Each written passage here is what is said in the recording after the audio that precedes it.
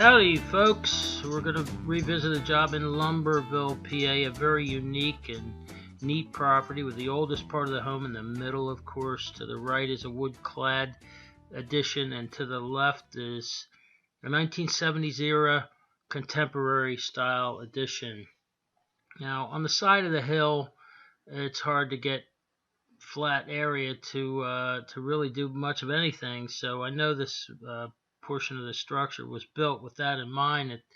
Up there on top of that roof there would be some entertaining of guests and some availability to some level surface, but as you will see, the cladding on it was rather atrocious, so there wasn't too much of that going on. But that's what we came to resolve. We're up on top here. Take a look at this roof. Is old 2-ply, not even in the 2-ply sense, really in a 1-ply type of sense, with a base sheet and a cap sheet. Look at it flashings, they're barely in the stone there. Roof's really overdue. And nice stonework, intersections, a lot of intricacies in this roof. This roof is had built-in gutters. For what reason, I don't know why you would put a gutter in a low slope roof, because it retains water itself, so we got rid of those. I'll go into that in a little bit. Here we are looking over the front. These wooden parapets are capped with aluminum. Bad choice of material, but any metal material on a parapet is going to give you trouble because of expansion contraction. It's going to break open. You can see those joints.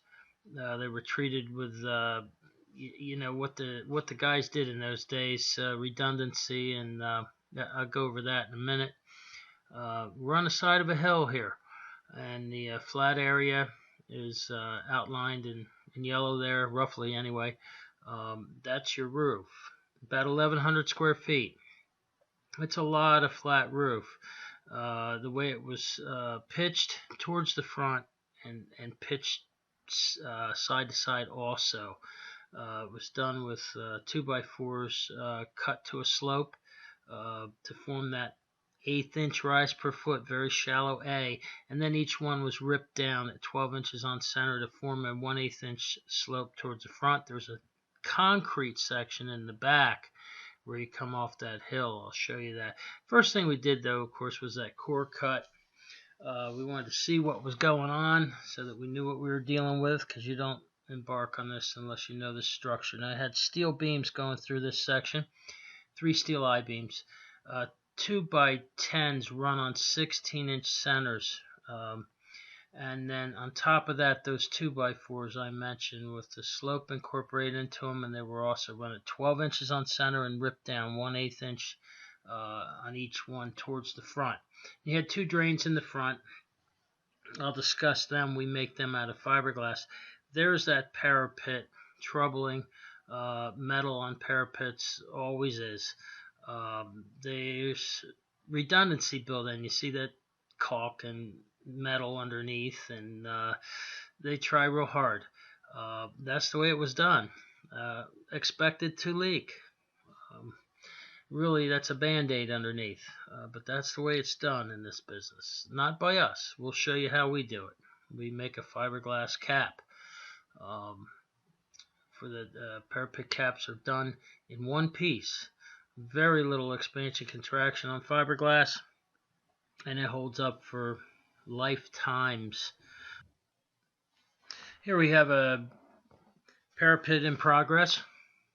Fiberglass capped parapet, copper clad. There's a scupper box made in fiberglass, casted out and formed and made in fiberglass. It's imperative that you do that. If you live in the city and got a fiberglass deck with a metal scupper, it's going to leak, and we see a lot of them. The roof rip was not too bad. It was tough, but we've done tougher. We had to take it down to the rafters in places because we needed more slope than what we had. We only had an 1/8 inch, and we had to direct that water flow. So we had to pull some tricks there to achieve that. Shim and recess that top layer to get it to go down and bring the water with it. There's a built-in gutter right on the wall. Ridiculous. Grace ice and water shield, turn-coated steel structure, grace ice and water shield, and lead-coated copper. And if you don't think acidic underlayments rot metal, look at that lead-coated copper. It's just destroyed from the grace ice and water shield being in contact with it. OSB is the way to go. Fiberglass decks, we get a lot of those questions. Why? Much better than finished grade plywood with that inner core that if you break the skin, it just sucks in the resin and you got resin deprivation. The weather was not too friendly to it. Here we're cutting into that wall 3 inches, 2 to 3 inches to accept the copper counter flashings. The ancillary items on this job took longer than the field work. That's what's important, is to get your money's worth out of a job, is to get all the intricacies done properly. This is Burrell trim going up on the perimeter of a parapet. Burrell's made from fly ash material. It'll never rot, never harbor any insects. It's coal ash it's made from. And it's very stable, unlike PVC materials. It's very stable, so it is the product of choice for us. Special affinity to fiberglass, works quite well. We use a lot of it.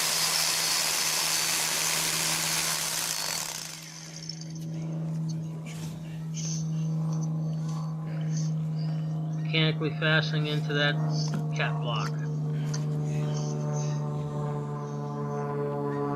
Look at our other videos about parapets. We do a lot of different kinds. Sealing the parapet is very important. There's parapet finished in wood. Aspenite and Burrell trim. Permanent job. Once it's cladded in glass, never have to revisit it. The ancillary items, all the verticals had to be acid washed, cleaned, and silicone sealed. Major job. Ancillary items took longer than the fiberglass itself. There's a rogue wire hanging out of the house. We had to take it out of the parapet wall, hide it underneath the parapet cap, put a conduit up there, glue the PVC together, fasten it to the wall. These little things take time. There's before shot, that beginning of that gutter in the back. You can see it. It was leaking. That was a problem area. But as you can see, the parapet was giving them trouble too. That's why we capped it and silicone sealed it. Put the new flashings in. And as you can see, night and day. Now you got a space where you can do stuff. You can entertain guests. You can sunbathe. You can have dinner out on the deck. Many things you can do out there now. You got 1,100 square foot flat area you didn't have before. Reclaimed space for the leisure. That's what this house was intended for, was to increase that living area. Back in the back, that accepts water from the back of the hill down the steps and rolls right through our roof. But over there at the corner, right there, is the concrete, and it had, the vegetation had encroached in on the roof, and what a mess it was. We had to dig and pour a 20-inch curb down into the hill there and embed our Burrell trim and wrap it. There's a before picture of that same area. Was a mess. We fixed it, as you can see. Now coming up after this is an overall shot. We're just about cleaned up. Forgive us for that, but just about cleaned up, and do the walk around, take a look, see. Thanks for watching, folks.